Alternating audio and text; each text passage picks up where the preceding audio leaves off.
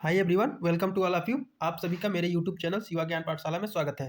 दोस्तों, आप सभी कैसे हैं? उम्मीद है कि आप सभी अच्छे होंगे और अपनी एग्जाम की प्रिपरेशन भी अच्छे से कर रहे होंगे।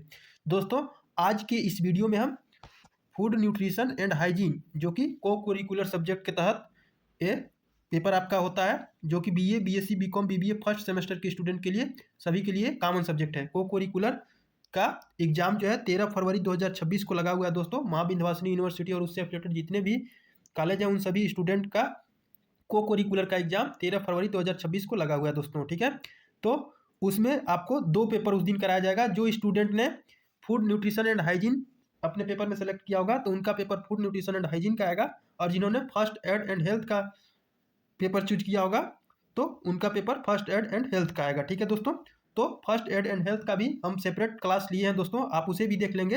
यानी कि जिनका paper food nutrition and hygiene है तो ये लोग फूड न्यूट्रिशन एंड हाइजीन का वीडियो देखेंगे, और जिनका paper first aid and health का चुने हैं वे लोग वो वीडियो देखेंगे। ठीक है दोस्तों, आप लोग कंफ्यूज नहीं होंगे।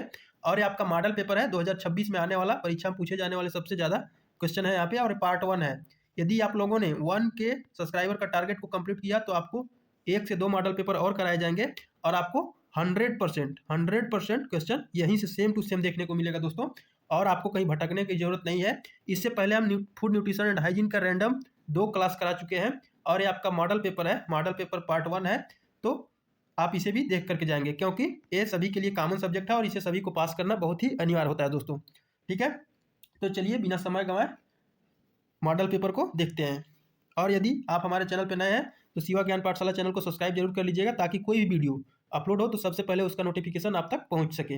और वीडियो हेल्पफुल लगे तो वीडियो को लाइक जरूर करें दोस्तों, क्योंकि लाइक बहुत लोग कम लोग करते हैं। ठीक है, देखने के लिए तो बहुत लोग देखते हैं, लेकिन लाइक बहुत लोग कम लोग करते हैं। ठीक है दोस्तों, तो लाइक कर दिया करो यार, आपके लिए इतना यदि मेहनत किया जा रहा है तो आप तो लाइक, कमेंट और सब्सक्राइब शेयर तो कर ही सकते हो। ठीक है, तो चलिए देखते हैं।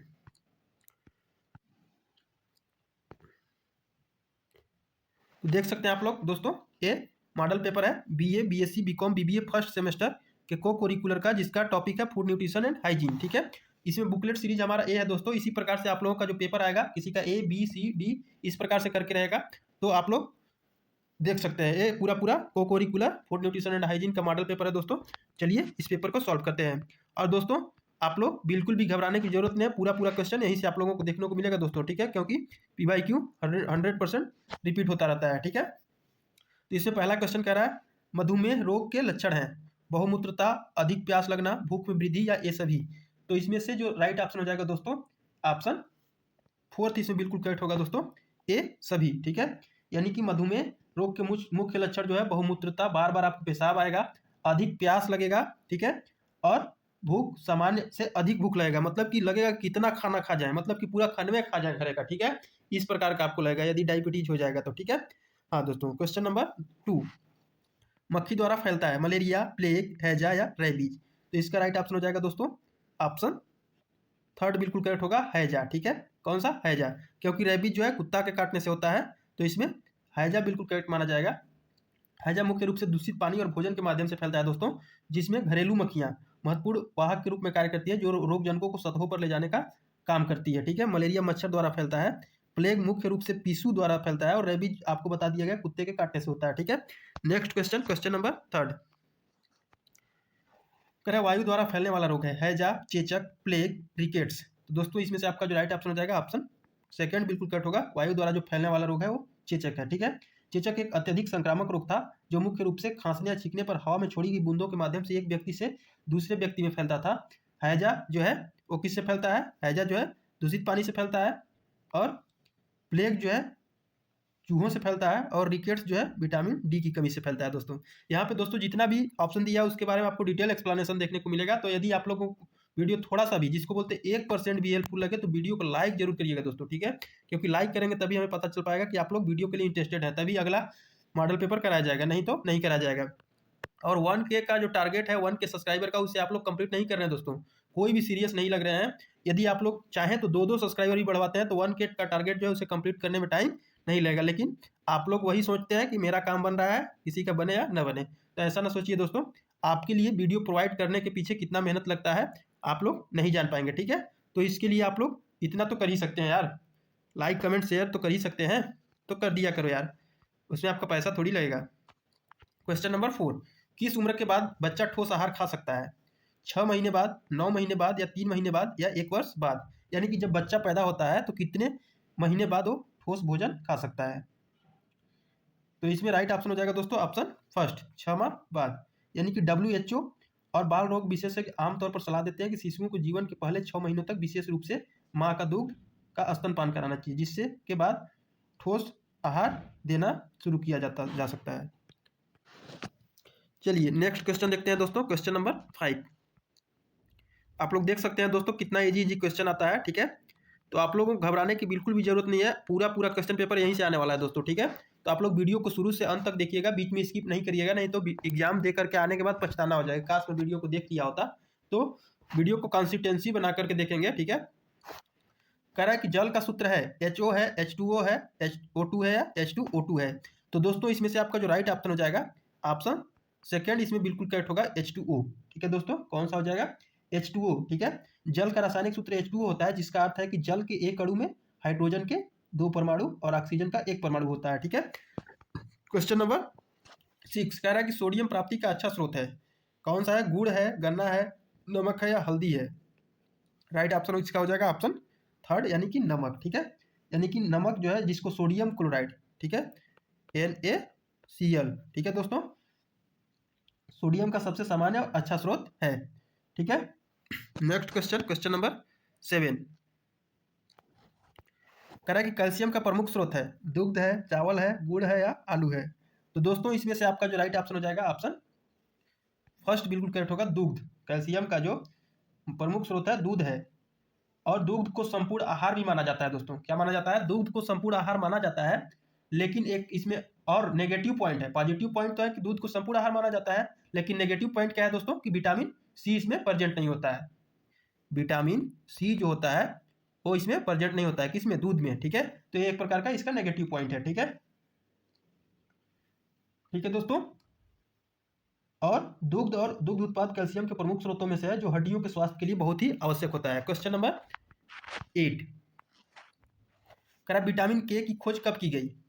1933 में, 1938 में, 1943 में, या 1912 में? तो इसका जो राइट ऑप्शन हो जाएगा दोस्तों ऑप्शन इसमें दोस्तों ऑप्शन इसमें सही दिया नहीं है।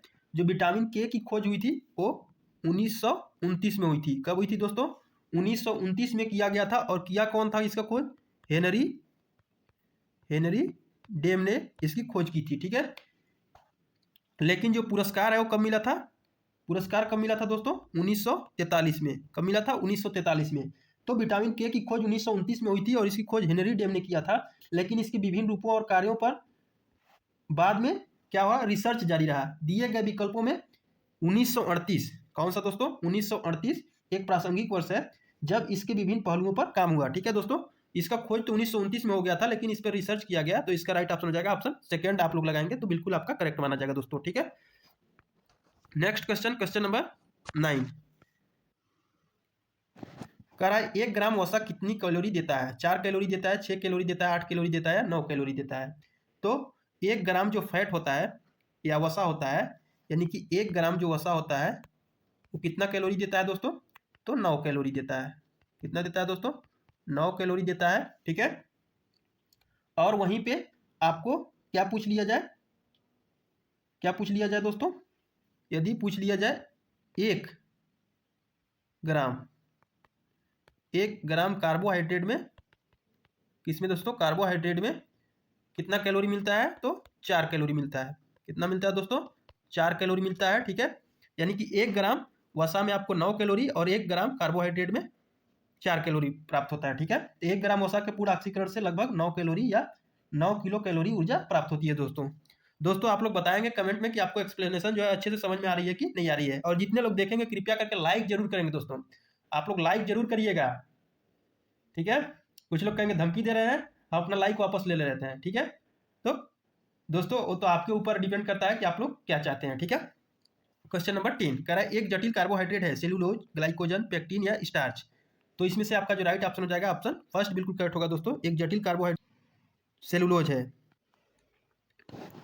सेलुलोज, ग्लाइकोजन, पेक्टिन और स्टार्च सभी जटिल कार्बोहाइड्रेट हैं। हालांकि दिए गए विकल्पों में से सेलुलोज एक प्रमुख संरचनात्मक पॉलीसेकेराइड है जो पौधों की कोशिका भित्ति में पाया जाता है। स्टार्च और ग्लाइकोजन भी महत्वपूर्ण है।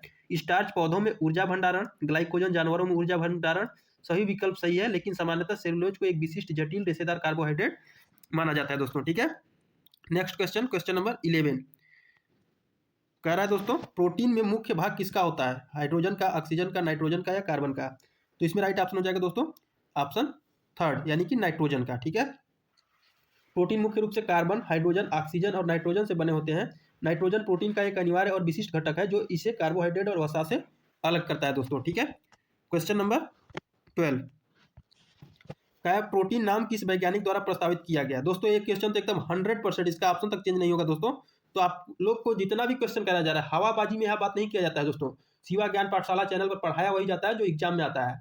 तो आप लोग यदि हर सेमेस्टर में इसी प्रकार का हेल्प चाहते हैं तो आप शिवा ज्ञान पाठशाला चैनल को सब्सक्राइब करना ना भूलें और बेल आइकन को प्रेस कर लें, ताकि कभी भी किसी प्रकार का कोई भी इंफॉर्मेटिव वीडियो अपलोड होने पर सबसे पहले उसका सूचना आप तक पहुंच सके और अगले सेमेस्टर में जाकर के पुनः आपको शिवा ज्ञान पाठशाला चैनल को सर्च ना करना पड़े, ऑटोमेटिक आपको नोटिफिकेशन उसमें जाता रहे। तो इसलिए सब्सक्राइब करके रख लें चैनल को। ऑप्शन दिया है मुल्डर, मेंडल, गार्नर या स्किनर।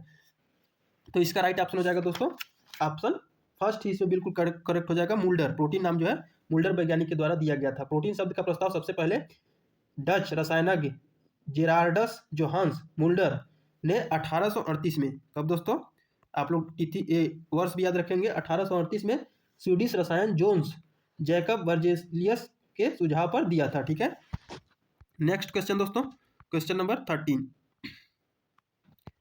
कह रहा है आहार आयोजन के लाभ हैं। क्या लाभ है?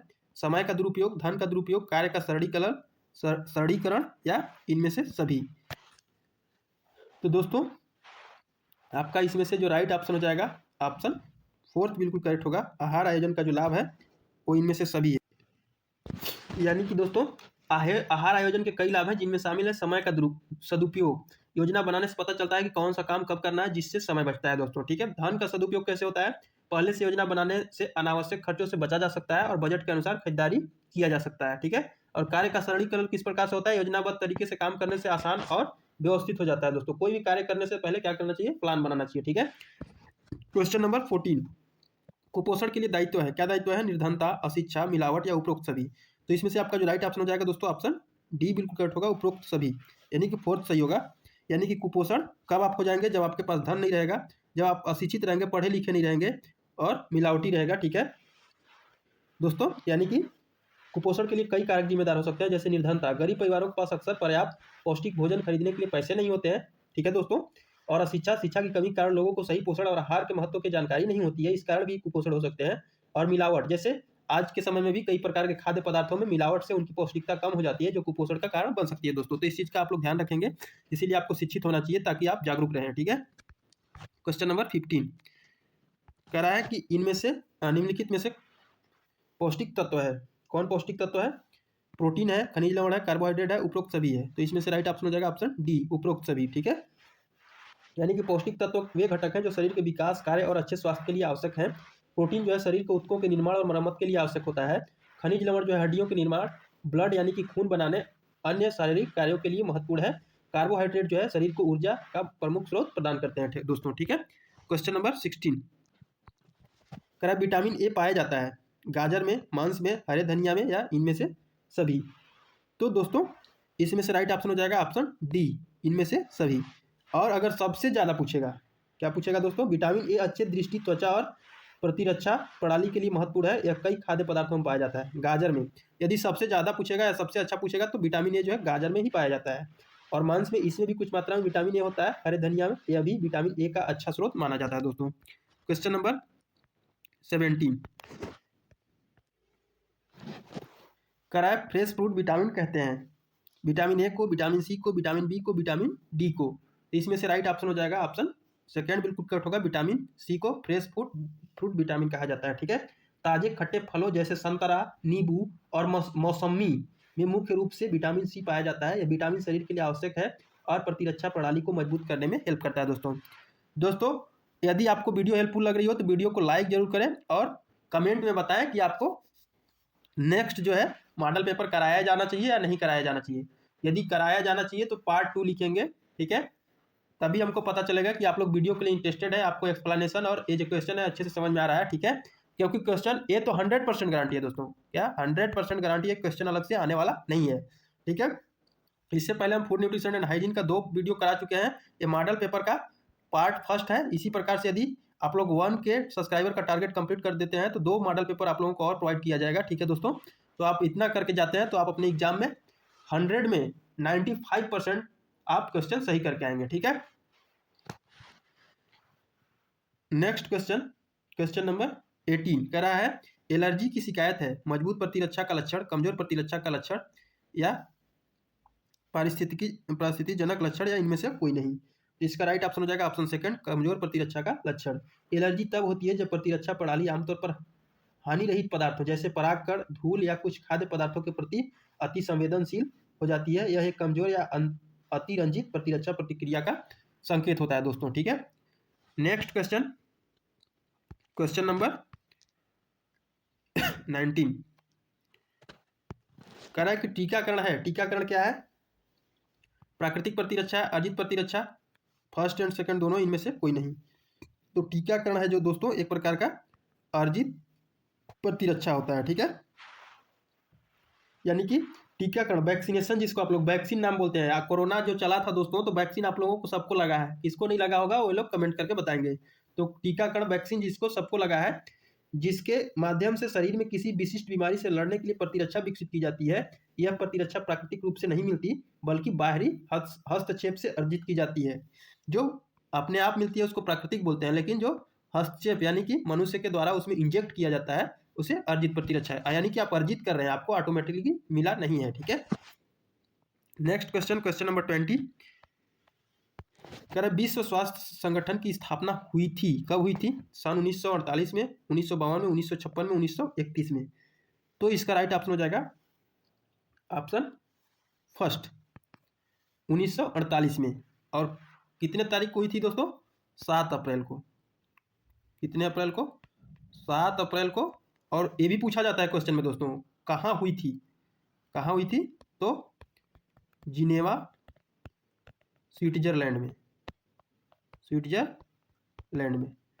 तो आप लोग पूरा बताएंगे कि विश्व स्वास्थ्य संगठन जिसको WHO भी कहा जाता है, वर्ल्ड हेल्थ ऑर्गेनाइजेशन की स्थापना कब हुई थी, 7 अप्रैल को हुई थी 1948 ईस्वी में, जिनेवा के स्विट्जरलैंड में हुआ था, ठीक है दोस्तों। विश्व स्वास्थ्य संगठन की स्थापना 7 अप्रैल 1948 की हुई थी। 7 अप्रैल को विश्व स्वास्थ्य संगठन के रूप में या संगठन दिवस के रूप में भी मनाया जाता है। ये भी पूछा जा सकता है कि विश्व स्वास्थ्य दिवस कब मनाया जाता है, तो आप लोग बता सकते हैं 7 अप्रैल को मनाया जाता है, ठीक है। नेक्स्ट क्वेश्चन, क्वेश्चन नंबर 21 कह रहा है मानसिक स्वास्थ्य के लक्षण है, चिंता से मुक्त, प्रसन्नचित रहना, शांत स्वभाव, इनमें से सभी। तो दोस्तों इसमें से आपका जो राइट ऑप्शन हो जाएगा ऑप्शन डी, बिल्कुल यानी कि फोर्थ बिल्कुल करेक्ट होगा, इनमें से सभी, ठीक है। मानसिक स्वास्थ्य का अर्थ केवल मानसिक बीमारी की अनुपस्थिति नहीं है, यह एक ऐसी स्थिति है जिसमें व्यक्ति अपनी क्षमताओं का एहसास करता है, जीवन के सामान्य तनाव का सामना कर सकता है, उत्पादक रूप से काम कर सकता है और अपने समुदाय में योगदान कर सकता है। अच्छे मानसिक स्वास्थ्य के प्रमुख लक्षण हैं चिंता से मुक्त रहना, प्रसन्नचित रहना और शांत स्वभाव रहना, ठीक है। ये सभी लक्षण एक अच्छे मानसिक स्वास्थ्य वाले व्यक्ति में दिखाई देते हैं या पाए जाते हैं।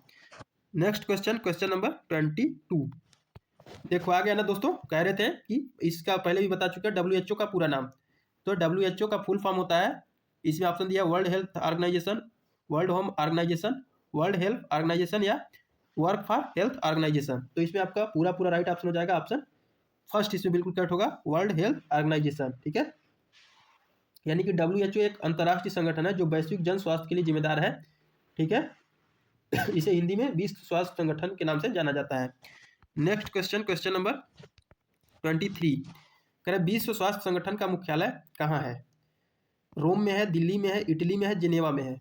इससे पहले भी हम बता चुके हैं, इससे पहले वाले ऑप्शन में भी दोस्तों। तो इसमें आपका फोर्थ बिल्कुल करेक्ट होगा, जो विश्व स्वास्थ्य संगठन का मुख्यालय जो है जिनेवा में है, जिनेवा स्विट्जरलैंड में। कहाँ दोस्तों, स्विट्जरलैंड, ठीक है। तो आप लोग इसे याद रखेंगे, ठीक है। यानी कि विश्व स्वास्थ्य संगठन का मुख्यालय स्विट्जरलैंड के जिनेवा शहर में स्थित है। और यह संगठन जो है 7 अप्रैल 1948 को, फिर से बता दे रहे हैं दोस्तों, 7 अप्रैल 1948 को क्या किया गया, स्थापित किया गया था, ठीक है। नेक्स्ट क्वेश्चन, क्वेश्चन नंबर 24 बच्चे किस उम्र में बचपन में पहुंच जाते हैं? 1 से 4 साल, 1 से 6 साल, 1 से 10 साल या 1 से 12 साल। तो इसमें से राइट ऑप्शन हो जाएगा ऑप्शन सेकेंड, 1 से 6 साल। मानव विकास के विभिन्न चरण होते हैं। प्रारंभिक बचपन की अवस्था आमतौर पर 1 वर्ष की उम्र से शुरू होकर लगभग 6 वर्ष की उम्र तक मानी जाती है। यह अवस्था शारीरिक, संज्ञानात्मक और सामाजिक विकास के लिए बहुत ही महत्वपूर्ण साबित होता है दोस्तों। नेक्स्ट क्वेश्चन नंबर 25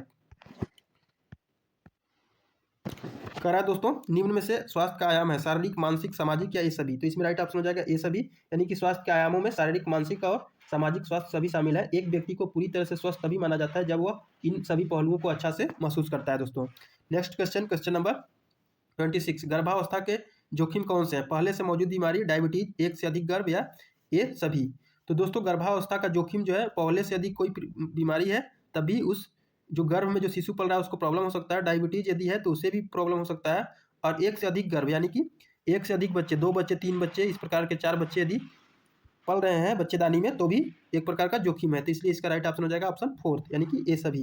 ठीक है, यानी कि गर्भावस्था की जटिलताओं में हाइपर इमेसिस ग्रेविडेरम, जिसको गंभीर मतली और उल्टी के नाम से जाना जाता है, और प्रीक्लेम्पसिया उच्च रक्तचाप और अंगों की क्षति के संकेत, और एक होता है एक्लेम्पेसिया जिसको प्रीक्लेम्पसिया के साथ दौड़ पड़ना शामिल है। ठीक है, नेक्स्ट क्वेश्चन नंबर 27 कह रहा है गर्भावस्था की जटिलताएं इनमें से कौन सी हैं? Hyper emesis gravidarum, preeclampsia, eclampsia, ये सभी। तो इसमें से आपका जो राइट ऑप्शन हो जाएगा दोस्तों ऑप्शन फोर्थ बिल्कुल करेक्ट होगा, ये सभी। नेक्स्ट क्वेश्चन नंबर 28 कह रहा है पोषण के कितने दिन शिशु के उचित विकास के लिए अति महत्वपूर्ण है? यानी कि जो बच्चा जन्म यानी कि शिशु जो होता है उसका उचित विकास कितने दिन तक माना गया है? 1000 दिन, 2000 दिन, 380 दिन, 270 दिन। तो इसमें राइट ऑप्शन हो जाएगा ऑप्शन फर्स्ट बिल्कुल करेक्ट होगा दोस्तों। पोषण के लिए इसे 1000 दिन यानी कि शिशु के उचित विकास के लिए पहले 1000 दिन गर्भाधान से लेकर यानी कि पेट में जो बच्चा पल रहा होता है उस दिन से लेकर के और बच्चे के दूसरे जन्मदिन तक पोषण की पुष्टि से अत्यधिक महत्वपूर्ण है। यह अवधि बच्चे के शारीरिक और संज्ञानात्मक विकास की नींव रखती है। नेक्स्ट क्वेश्चन नंबर 29 कह रहा है 1000 दिनों का पहला चरण गर्भावस्था में पोषण का है। सत्य है, असत्य है, संदिग्ध है या असत्य है? तो इसमें से आपका जो राइट ऑप्शन हो जाएगा दोस्तों ऑप्शन फर्स्ट बिल्कुल करेक्ट हो जाएगा, यानी कि 1000 दिनों का पहला चरण गर्भावस्था में पोषण का है। तो ये बिल्कुल ही सत्य है। ठीक है, पहले 1000 दिन बच्चे के गर्भाधान से लेकर उसके दूसरे जन्मदिन तक की अवधि है, इसमें पहला चरण गर्भावस्था का पोषण ही है, इसलिए यह कथन बिल्कुल करेक्ट है दोस्तों। क्वेश्चन नंबर 30 कह रहा है दुग्ध उत्पादन को बढ़ाने पारंपरिक पदार्थों में क्या शामिल है? दिया है सौंफ, अजवाइन, जीरा, ये सभी। तो इसमें से आपका जो राइट ऑप्शन हो जाएगा दोस्तों ऑप्शन डी, यानी कि फोर्थ इसमें बिल्कुल करेक्ट हो जाएगा, यानी कि ये सभी। ठीक है, सौंफ, अजवाइन और जीरा तीनों ही पारंपरिक रूप से दुग्ध उत्पादन यानी कि स्तनपान कराने वाली माताओं में बढ़ाने वाले खाद्य पदार्थ माने जाते हैं। यानी कि यदि किसी शिशु के माता में यदि दुग्ध का उत्पादन अच्छे से नहीं हो रहा होगा तो इसका पारंपरिक रूप, ठीक है, सौंफ, अजवाइन और जीरा है। ठीक है, इसे खा लेने से उसका दुग्ध उत्पादन में वृद्धि हो जाएगा। ठीक है, क्वेश्चन नंबर 31 करा गर्भवती महिलाओं को प्रतिदिन में कितना आयरन चाहिए? 40 मिलीग्राम, 50 मिलीग्राम, 30 मिलीग्राम या 35 मिलीग्राम? तो इसमें से राइट ऑप्शन हो जाएगा ऑप्शन थर्ड 30 मिलीग्राम। कितना चाहिए दोस्तों? 30 मिलीग्राम, यानी कि गर्भवती महिला जिसके पेट में बच्चा पल रहा होता है उसको प्रतिदिन लगभग 30 मिलीग्राम आयरन की आवश्यकता होती है ताकि एनीमिया से उसे बचा जा सके और भ्रूण का सही डेवलप हो सके। ठीक है, क्वेश्चन नंबर 32 कोलेस्ट्रॉल में अधिक मात्रा में होता है, क्या होता है? विटामिन ए, विटामिन बी, खनिज या लौह तत्व? तो इसमें से राइट ऑप्शन हो जाएगा आपका ऑप्शन फर्स्ट, इसमें बिल्कुल करेक्ट हो जाएगा विटामिन ए। कोलेस्ट्रॉल यानी कि जिसे माँ का पहला दूध में विटामिन ए, प्रोटीन और एंटीबॉडी की मात्रा बहुत अधिक होती है जो नवजात शिशु के लिए बहुत ही महत्वपूर्ण माने जाते हैं दोस्तों। लेकिन कुछ लोग क्या होते हैं, कुछ माताएं क्या होती हैं कि अपने शिशु को स्तनपान नहीं कराती हैं, वे गाय वगैरह का दूध पिलाती हैं, लेकिन ऐसा नहीं करना चाहिए दोस्तों। फर्स्ट यानी कि फर्स्ट दुग्ध का पान अपने बच्चे को जरूर कराना चाहिए, फायदेमंद होता है दोस्तों। ठीक है, लेकिन क्या है कि कुछ फैशन का जमाना चल रहा है दोस्तों, आप लोग समझ सकते हैं। ठीक है, यदि आपको वीडियो हेल्पफुल लग रही हो और एक्सप्लेनेशन अच्छे से समझ में आ रहा होगा तो वीडियो को लाइक जरूर करिएगा। ठीक है, जितने लोग देखेंगे लाइक तो जरूर करिएगा दोस्तों, आपके लिए इतना मेहनत किया जा रहा है तो आप लोग यार लाइक, सब्सक्राइब, कमेंट, शेयर तो कर ही सकते हो यार, कर दिया करो। ठीक है, क्वेश्चन नंबर नेक्स्ट 33 आयरन प्रचुर मात्रा में मिलता है यकृत में, नींबू में, आंवला में या संतरा में? तो इसका राइट ऑप्शन हो जाएगा ऑप्शन इसमें ए फर्स्ट बिल्कुल करेक्ट होगा दोस्तों। ठीक है, यानी कि आयरन जो है यकृत में प्रचुर मात्रा में मिलता है। नींबू, आंवला और संतरा खट्टे फल है जिसमें विटामिन सी अधिक होता है। हालांकि उनमें भी कुछ मात्रा में आयरन होता है, लेकिन यकृत इसका एक बहुत समृद्ध स्रोत है। ठीक है, तो इसका फर्स्ट आप लोग टिक लगाएंगे। क्वेश्चन नंबर 34, एनीमिया के कितने प्रकार देखने को मिलते हैं? 2, 4, 6 या 8? तो इसमें से आपका जो राइट ऑप्शन हो जाएगा दोस्तों ऑप्शन इसमें थर्ड बिल्कुल करेक्ट माना जाएगा, थर्ड यानी कि 6। एनीमिया के कई प्रकार होते हैं, लेकिन मुख्य रूप से 6 प्रकार देखने को मिलते हैं, जिनमें आयरन की कमी से होने वाला एनीमिया, विटामिन की कमी से होने वाला anaemia, aplastic anaemia, sickle cell anaemia, thalassaemia और हेमोलिटिक एनीमिया शामिल है दोस्तों। ठीक है दोस्तों, यहाँ पे एक एक ऑप्शन के बारे में आपको एक्सप्लेनेशन किया जा रहा है, तो आप लोग वीडियो को लाइक जरूर करिएगा। ठीक है, तभी अगला जो नेक्स्ट मॉडल पेपर है वो आपको प्रोवाइड कराया जाएगा दोस्तों। और इसी प्रकार का यदि हर सेमेस्टर मतलब कि पूरे सेमेस्टर जब तक आप पढ़ेंगे ग्रेजुएशन में, हर सेमेस्टर में और किसी प्रकार का कोई भी इन्फॉर्मेटेड वीडियो पाना चाहते हैं तो शिवा ज्ञान पाठशाला चैनल को सब्सक्राइब करके ही रखिएगा और बेल आइकन को प्रेस कर लीजिएगा, ताकि कोई वीडियो यहाँ पे अपलोड किया जाएगा तो आपको सबसे पहले उसकी सूचना आप तक पहुँच सके। क्वेश्चन नंबर 35 कह रहा है स्वस्थ प्रवण व्यक्ति के शरीर से प्रतिदिन कितना सीए क्या बोलते हैं दोस्तों? सीए को क्या बोलेंगे? सीए को कैल्शियम बोलते हैं दोस्तों। क्या बोलते हैं? Calcium. 320 milligram, 300 milligram, 240 milligram, 280 milligram. तो इसका जो राइट ऑप्शन हो जाएगा ऑप्शन इसमें थर्ड बिल्कुल होगा, 240 मिलीग्राम। एक स्वस्थ वयस्क व्यक्ति के शरीर से प्रतिदिन लगभग 240 मिलीग्राम कैल्शियम उत्सर्जित होता है, मुख्य रूप से मूत्र और पसीने के माध्यम से। इसके माध्यम से दोस्तों, मूत्र और पसीने के माध्यम से। ठीक है,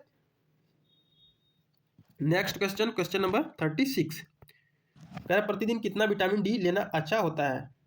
200 से 500 IU, 500 से 1000 IU या 1000 से 2000 IU या इनमें से कोई नहीं? तो इसका जो राइट ऑप्शन हो जाएगा ऑप्शन सेकेंड बिल्कुल करेक्ट हो जाएगा दोस्तों, 500 से 1000। ठीक है, स्वस्थ वयस्क के लिए प्रतिदिन 500 से 1000 IU, जिसको अंतर्राष्ट्रीय यानी कि इंटरनेशनल यूनिट, आयु का फुल फॉर्म क्या हो जाएगा? International unit.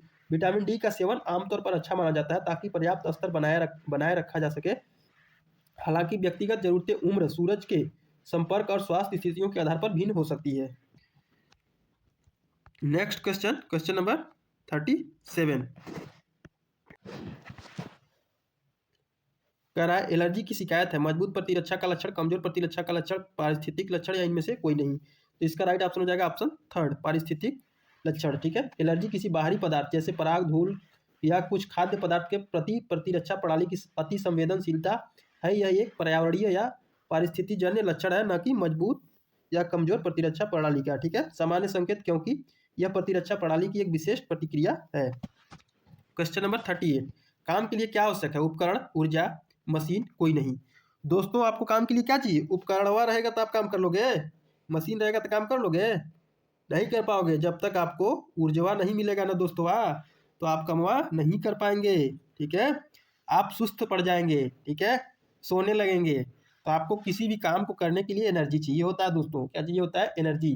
यानी कि भौतिकी में कार्य करने के लिए ऊर्जा की आवश्यकता होती है। ऊर्जा वह क्षमता है जिससे कार्य किया जाता है। उपकरण और मशीनें ऊर्जा का उपयोग करके कार्य को संभव बनाती है, लेकिन मूल आवश्यक ऊर्जा है। ठीक है, क्वेश्चन नंबर 39 कह रहा है प्रत्येक व्यक्ति का संतुलित आहार क्या है? कम, ज्यादा, अलग या एक जैसे? तो सभी जो व्यक्तियों का आहार है वो अलग अलग है, इसलिए इसका थर्ड ऑप्शन बिल्कुल करेक्ट माना जाएगा। यानी कि प्रत्येक व्यक्ति की पोषण संबंधी जरूरतें उम्र, लिंग समझते हैं ना, मेल फीमेल। ठीक है, शारीरिक गतिविधि के स्तर, स्वास्थ्य स्थिति और जीवन शैली जैसे कारकों के आधार पर भिन्न होती है। इसलिए एक व्यक्ति के लिए संतुलित आहार दूसरे व्यक्ति के लिए अलग हो सकता है। क्वेश्चन नंबर 40 कह रहा है उच्च रक्तचाप के लक्षण है चक्कर आना, सिर में दर्द, उल्टी होना, ये सभी। तो इसमें राइट ऑप्शन हो जाएगा आपका ऑप्शन इसमें बिल्कुल फोर्थ, इसमें बिल्कुल करेक्ट होगा, ये सभी। ठीक है, उच्च रक्तचाप जिसको हाई ब्लड प्रेशर, ठीक है, एक तो लो ब्लड प्रेशर होता है, हाई ब्लड प्रेशर। ठीक है, तो इसे हाई ब्लड प्रेशर के लक्षणों में अक्सर चक्कर आता है, सिर में दर्द होने लगता है और कभी कभी गंभीर मामलों में उल्टी भी होने लगता है। ये सभी संकेत उच्च रक्तचाप के संभावित लक्षण हो सकते हैं। क्वेश्चन नंबर 41 कह रहा है निम्न में से उच्च रक्तचाप का कारण है? सामाजिक कारण, धार्मिक कारण या धूम्रपान या ये सभी? तो इसका राइट ऑप्शन हो जाएगा ऑप्शन फोर्थ बिल्कुल करेक्ट होगा, यानी कि उच्च रक्तचाप के कई संभावित कारण होते हैं। धूम्रपान एक प्रमुख कारण है, जिसमें आप लोग क्या करते हो, सिगरेटवा पीते हो ना, तो वही एक प्रकार का धूम्रपान है। तो ऐसा नहीं करना है, समझ रहे हैं, नहीं तो आप भी उच्च रक्तचाप का बीमार व्यक्ति बन जाएंगे दोस्तों। आप लोग ध्यान देंगे इस बात का, ठीक है। हाँ, पौआ उआ भी नहीं मारना है, समझ रहे हैं बात को ना। हाँ, नेक्स्ट क्वेश्चन, क्वेश्चन नंबर 42 कह रहा है सनशाइन विटामिन कौन सा है? Vitamin B, vitamin A, vitamin C, vitamin D. तो इसमें से आपका जो राइट ऑप्शन हो जाएगा ऑप्शन 4 बिल्कुल करेक्ट होगा दोस्तों, विटामिन डी, ठीक है। विटामिन डी को सनशाइन विटामिन कहा जाता है क्योंकि यह मुख्य रूप से सूर्य के प्रकाश के संपर्क में आने पर शरीर में संश्लेषित या स्टोर होता है, ठीक है। Next question, question number 43 vitamin A का दूसरा नाम है retinol, carotene, first and second दोनों, इनमें से कोई नहीं। तो इसका राइट ऑप्शन हो जाएगा ऑप्शन 3, ठीक है। ऑप्शन 3 इसमें बिल्कुल करेक्ट हो जाएगा, यानी कि विटामिन ए का दूसरा नाम रेटिनॉल है और कैरोटीन विटामिन ए का एक प्रीकर्सर है, पूर्ववर्ती है, जो शरीर में विटामिन ए में परिवर्तित होता है, इसलिए दोनों विकल्प बिल्कुल करेक्ट है दोस्तों। क्वेश्चन नंबर 44 कह रहा है स्कारबिक एसिड किस विटामिन को कहा जाता है? विटामिन बी को, विटामिन के को, विटामिन ए को, विटामिन सी को। तो इसमें से राइट ऑप्शन हो जाएगा ऑप्शन 4 यानी कि विटामिन सी को, ठीक है। स्कारबिक एसिड विटामिन सी का एक रासायनिक नाम है।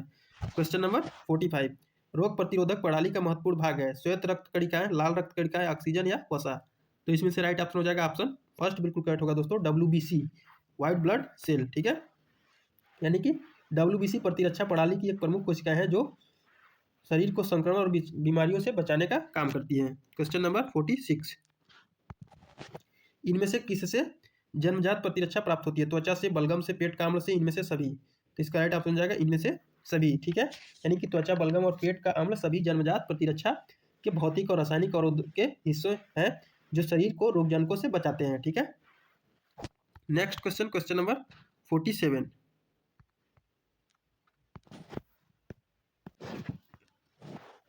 कह रहा बाहरी रोगाणुओं से लड़ने वाली रोग प्रतिरोधक कोशिकाएं कहलाती हैं एंटीबॉडी, एंटीजन, माइक्रोब या इनमें से कोई नहीं। तो इसका राइट ऑप्शन हो जाएगा फर्स्ट, एंटीबॉडी।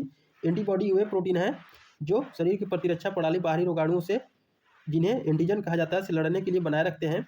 वे इन रोगाणुओं को पहचानते हैं और उन्हें बेअसर करने में मदद करते हैं। एंटीजन वे बाहरी पदार्थ होते हैं जो प्रतिरक्षा प्रणाली को एंटीबॉडी बनाने के लिए उत्तेजित करते हैं। और माइक्रोब क्या होते हैं? माइक्रोब रोगाणु होते हैं, ठीक है। क्वेश्चन नंबर 48 कह रहा है दोस्तों पोषण माह कब मनाया जाता है? जनवरी में, सितंबर में, मार्च में, अप्रैल में। तो इसका राइट ऑप्शन हो जाएगा ऑप्शन सेकेंड। जो पोषण माह है वो सितंबर में मनाया जाता है और इसका शुरुआत कब हुआ था? 1 से 7 सितंबर तक मनाया जाता है, ठीक है। इसके बीच मनाया जाता है और इसका शुरुआत जो हुआ था 1982 ईस्वी में इंडिया में हुआ था। कहाँ पे दोस्तों? इंडिया में इसकी शुरुआत 1982 ईस्वी में हुआ था, ठीक है। यानी कि भारत में हर साल सितंबर महीने को राष्ट्रीय पोषण माह के रूप में मनाया जाता है ताकि पोषण के महत्व के बारे में सबको जानकारी हो सके, जागरूकता फैलाई जा सके। ICDS के अंतर्गत बच्चों के किस आयु वर्ग को सम्मिलित किया गया? 0 से 8 वर्ष, 1 से 6 वर्ष, 1 से 10 वर्ष या 11 से 13 वर्ष। तो इसमें से राइट ऑप्शन हो जाएगा ऑप्शन सेकेंड, 1 से 6 वर्ष। यानी कि एकीकृत बाल विकास सेवा कार्यक्रम के तहत 6 वर्ष तक के बच्चों 0 से 6 वर्ष गर्भवती महिलाओं और स्तनपान कराने वाली माताओं को सेवाएं प्रदान की जाती है। विकल्प 2 जो है 1 से 6 वर्ष इस आयु वर्ग में आता है।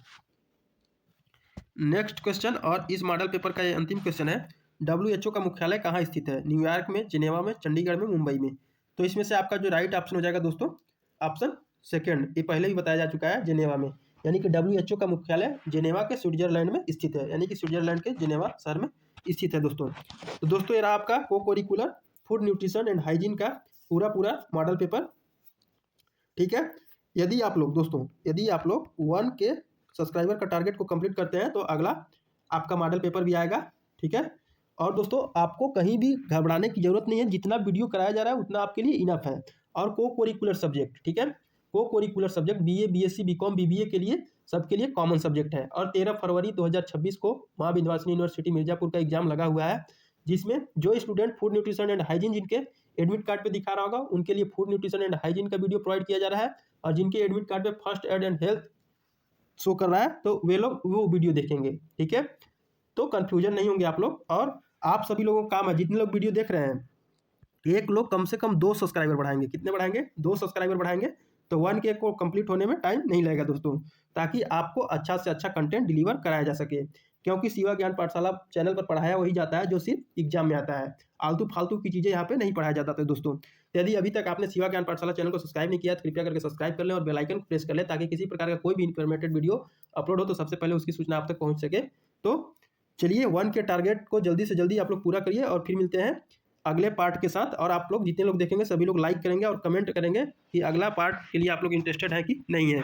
तो चलिए अगले वीडियो में अगले टॉपिक के साथ मिलते हैं, तब तक के लिए थैंक यू।